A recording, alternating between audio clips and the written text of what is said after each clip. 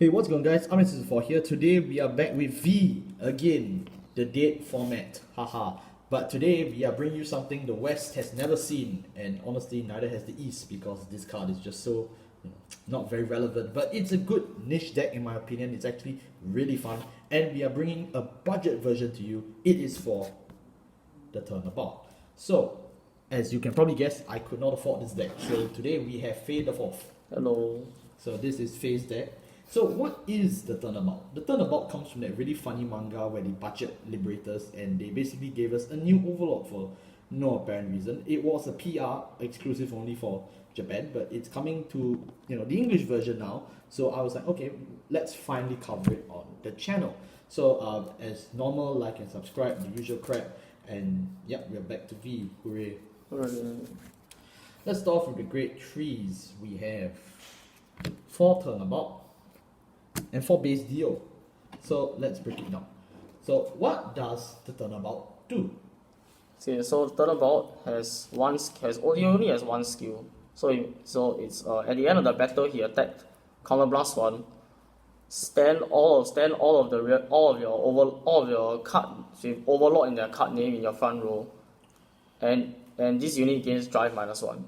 And if your opponent is grade 3 or higher, all of your front row units gain 10k. So it's essentially standing all Overlords, which is why you actually need 8 Overlord pluses on your board. You definitely need at least a full field of Overlords in your front row. And so that is why we have made the queer but very clever choice of picking Holo Dragonic Overlord, the original. And Dragonic Overlord has 2 skills, so I'll let you say it. So I think for most people that played the trial deck, Overlord has 2. First skill is Soul Blast 1. He just gains 10k. It's a once per turn thing. So don't think this is a Calamity Tower Wyvern or your Vanguard. You can just keep repeating it. It is once per turn. Then his second skill is the reason why so many trial deck players have felt so frustrated at Protect decks is when this unit attack hits Counter Blast 1 and discard 2 cards from your hand to stand him and he gets drive -1.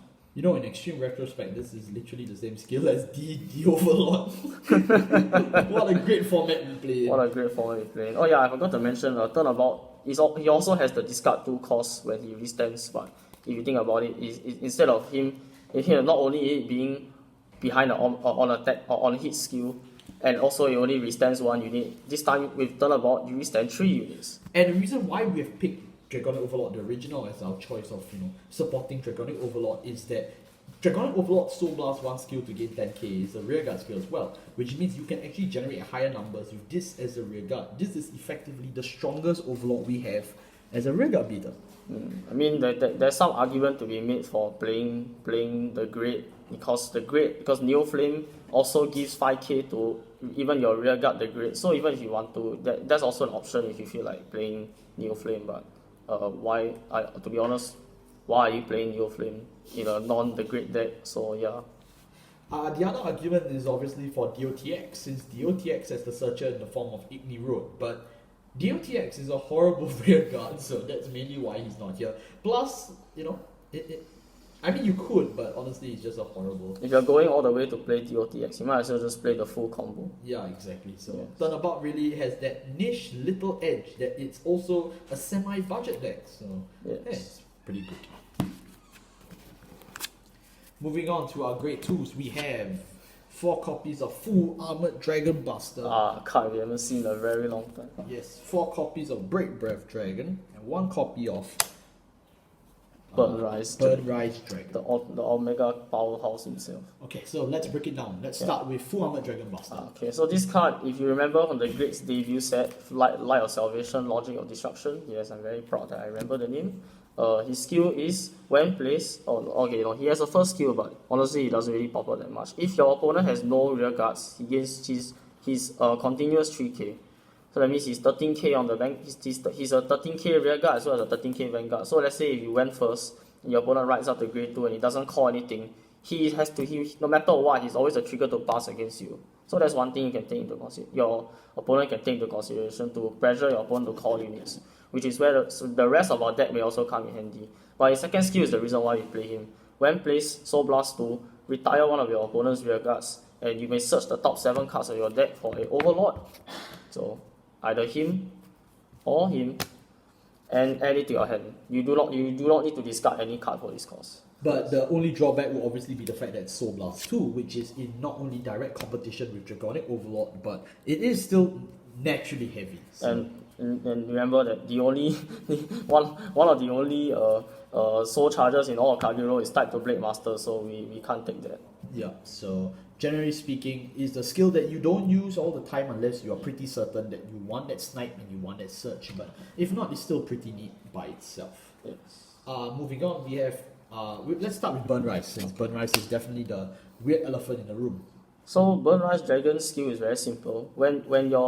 When your Vanguard stands through card effect, counter blast 1 and discard a card from your hand, he gains 15k and a crit.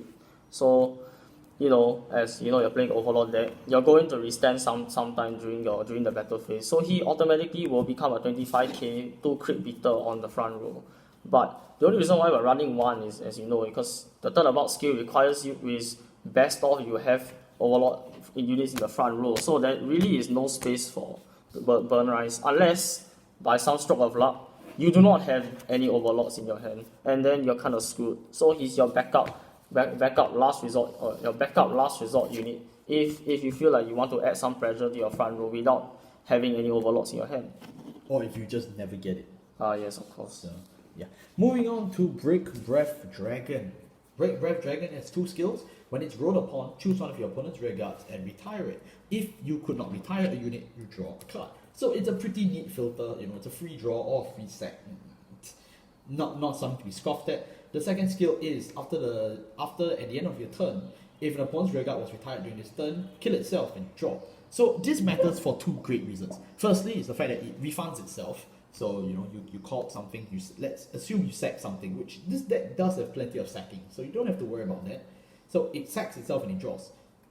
It matters because, like I said, it refunds itself and it opens the rearguard circle for Dragonic Overlord. So you actually can play a turn 2 aggressive style turn with Break Breath, assuming you got to retire an opponent's rearguard. Then you just snipe off your own Break Breaths, draw to refund yourself, and you open 2 fresh circles for your Overlord army to start walking in. So really, it's just it almost feels like this card was designed for the TurnAbout, but yet it's not. So okay, but then I also have to take note is that he only retires himself at the end of your turn. So he actually gets to participate in one more turn when you retire a unit before he kills himself to let you draw a card. Alright, moving on to the Great Ones. Great One that we have. Oh yeah, this is the reprint. We have 4 Aramor, 4 Hishat, 4 Carbuncle. I'm not sure which color this is. Oh, it's purple gem. Purple gem. Good. Yes. We 4 also have Solidaire Bengal. 2 Solidaire Bengal actually. 2. I can't count. 2 can't count. And 2 Embodiment of Armor Bar. Yeah. So let's break down the more obvious ones first. Carbuncle. Whenever your unit restands or just stands, this unit gets 15,000 power. It's once per turn. Now this counts even by the natural stand and draw. So if you keep this on turn 1, turn 2 you're getting a 20k booster or attacker, which is how did this get past QA? I don't even know. It's just that good. But the only problem is obviously the fact that it's tied down to you needing to stand, which naturally and unnaturally, thanks to the TurnAbout, it should be literally no problem. So yeah, honestly, I don't know how they made this card. Then we move on to Aramor first, since we have 6 cards to talk about in tandem. Okay, so Aramor has 2 skills. So Aramor's first skill is actually one of the main reasons why I chose him over his companion piece Saber Dragon Nuke, which actually has it almost has the same second skill. So it's when he boosts a unit, he gains 3. The boosted unit gains 3k. So base. Ooh. Yep. Okay, so the reason why I chose this card is because you think about this kind of column, your Overlord will swing for 23 on the first attack, and then let's say your opponent is grade 3, he'll restand and is now 33.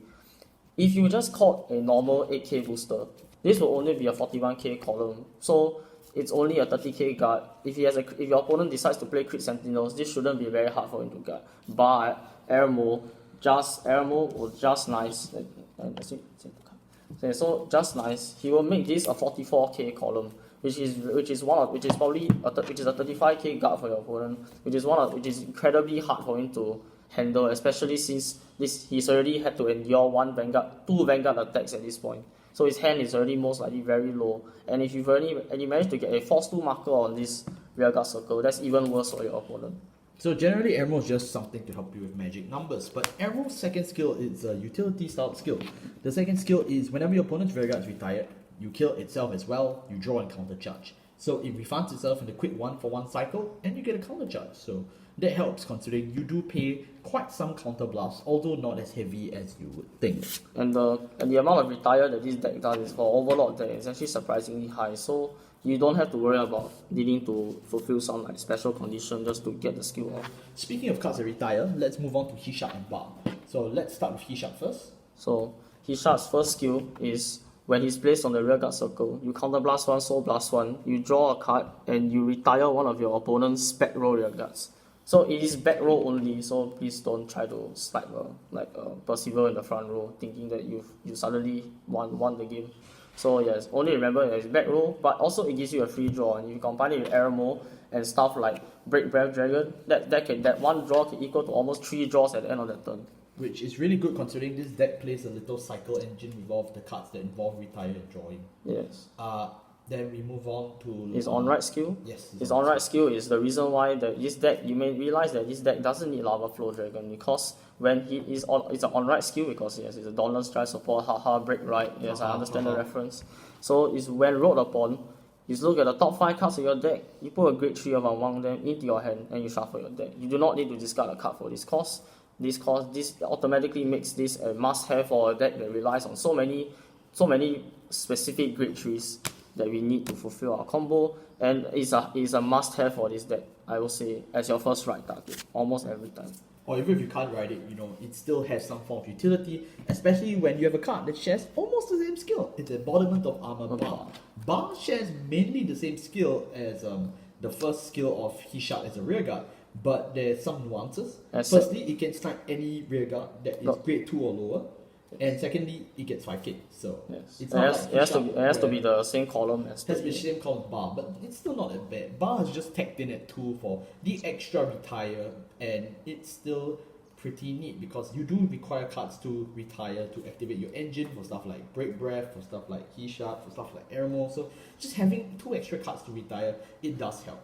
And if it's an Overlord deck, so if you don't need it, discard it. Yes. And speaking of Lava Flow, we have Solidaire Bangle. Now, you may be wondering why we don't have Lava Flow, and it's not just a matter of we can't or don't want to afford it. It's just not that great. It's a 13k booster, yes, and it's just a top 5 card for a grade 3, and then you discard. But what if we told you we had a card that not only funded us a resource we actually use, aka Soul, but it also gives us the pieces we actually need. That's gonna be Solidaire Bangle. Solidaire Bangle is what you call a magic card or an order. So all orders are once per turn, which is why we only have 2. This one's cost is just choose a grade 2 or lower card and put it in your soul. Look at the top 3, add 1 card from among them to your hand. Really, because the amount of grade 2 or less, especially grade 1 units we play, is in abundance really, so it doesn't matter. And this helps you fund for costs like, of course, Overlord, helps you fund for stuff like Full Armored Dragon Buster, it helps you fund the cost as well for stuff like Bar, and even Hishat. So really, Soul is a resource you will end up using more often than not for various reasons. And that is why we play Solidaire Bangle. Even if you manage to say just get 1 usage of Solidaire Bangle off, that means you generally will have about 4 Soul. 4 Soul means you could use either 2 retires of a Bar or Hishat, you could use Overlord 4 times, which is pretty devastating, or you could use a Full Armored Dragon Buster and 2 Overlords. So generally, as long as you just get extra Soul, it helps, or if you rewrite, that's also a thing. So that's why we choose Solidaire Bangle. It just happens that this is also a budget option. It's casual flex, but okay, but it's still a superior option in terms of helping you build your resource and also filter your deck. Moving on to the grade 0s, we have Conroe. Yes, cause it's the original PTSD Overlord starter. If you're running Undoom, I respect your decision, but for me, I will pick Conroe. We play 4 Bari. 2 yellow gem, red gem carbuncle. We play a total of 6 crits and 4 draw. So it's a very balanced matchup between draws, crits, and the heals. Bari obviously is our choice of Sentinel because it's Bari. Heals because we want to play the game. 6 crits because we do need offensive measures at some point, but draws at 6 because we also do need our pieces. Overlord, the TurnAbout, is the one and only Overlord that is not just Vanguard centric. It's a deck that really focuses on piece reliancy as well as being, Vanguard centric. So generally, this is a deck that really breaks out of the mold of Overlord. It really changes the way you think about it. For the past 10 over years in OG, G, V, D, Overlord has always been Vanguard centric, but TurnAbout is that one deck, just that one different one that just says, no, we are doing it differently, which is why we felt it was important to actually cover it on the channel, since, it's not a deck you see often, and, how many TurnAbout players do you even know? I think I'm the only one. You think you're the only one? Alright, great. So that actually covers it for the TurnAbout deck profile. It's generally shorter than other deck profiles that we see here. We can't even do a premium section for this deck because really, TurnAbout is one of those bosses that's really meant for V. If you want to do premium, I guess it's just the same deck, but you slap on your generics like, Denial Griffin, the Purge, Ziegenberg, what's the guy called, the Damjit Valor.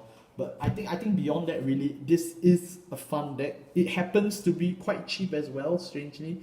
So that's a huge plus in it and of itself. So if you are an Overlord fan who just can't afford DOTX and is not willing to play degen strategies like DOTX, fret not. We have a new way to win. Thank you all so much for watching. I'll see you all next time. Goodbye. Goodbye.